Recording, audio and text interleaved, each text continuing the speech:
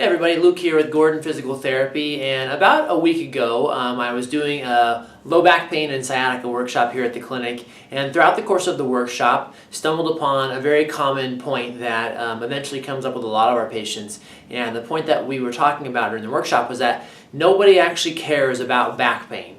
Or sciatic pain. So it sounds kind of weird at first, but when you get right down to it, I'm going to explain it again today, what we were talking about. Basically, if you look at the drawing behind me, and bear with me with some of my artwork here, this is left over from the workshop. So we're talking about all these different things with back pain. Here's some of my drawings. Of course, we're looking at different vertebrae and discs and things like that cause pain and sciatica. And then we got down to, after we cover all the three top causes of sciatica and low back pain and what they look like and how you can kind of get an idea of which one is which, and that'll help you determine what to do about it. We talked about the three phases of healing, which for those of you who have followed me for a little while probably know about it. Maybe you've even seen the chart that I have. But we talked about the three phases. And the first phase, hopefully you can see this okay in the video, is you want to decrease the pain. So this is the first phase where you got to focus on making yourself feel better. You've got to get on top of the pain so that you can go from there. The common mistake we see, of course, that folks try to just ignore the pain, and even with therapy sometimes go all the way to these real aggressive exercises and stuff that don't make them feel better. So step one, again, focus on getting the pain level down. Step two then was, after your pain is improving, now you're amping up your strength and your flexibility. So you're starting to be a little more active with your treatment. And then step three is you're trying to take all of those gains you've made with decreasing your pain, feeling better, more active, to make sure you can return to normal activities. So for different people, activities are different. Some folks, it might be bowling, some might be taking a walk with a spouse, playing with grandkids, golfing, certain sports. The winter's coming up here in Spokane, might be skiing or snowshoeing, stuff like that. So the point that we made, and everyone in the audience actually agreed, I said, so let's be honest guys, nobody here really cares about back pain.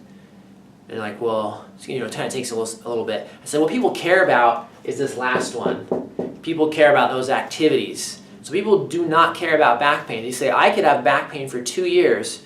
Doesn't bother me until the moment that I can no longer do A, B, or C.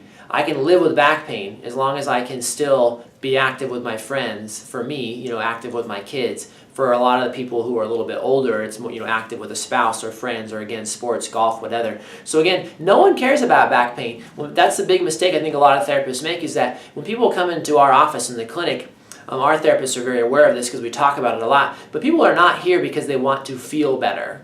They do not care. We get people on the phone, the girls up front are saying, okay, well, what are you coming in for? It's a back pain.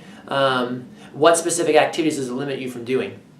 People are like, well, on the phone, well, it doesn't limit me from doing anything. I can do everything. It's like, well, why are you calling me then? Because legitimately, people do not care about back pain. They don't want to come in because they need to feel better. They care because there's certain activities. Now, that person on the phone who can't think of any activities, saying, well, I already do this, and I already do my yard work, I can do my laundry, I can cook, I can clean, I can do all that without pain. You say, okay, well, are you afraid that if you don't handle your pain now and it gets worse, that you won't be able to do those things?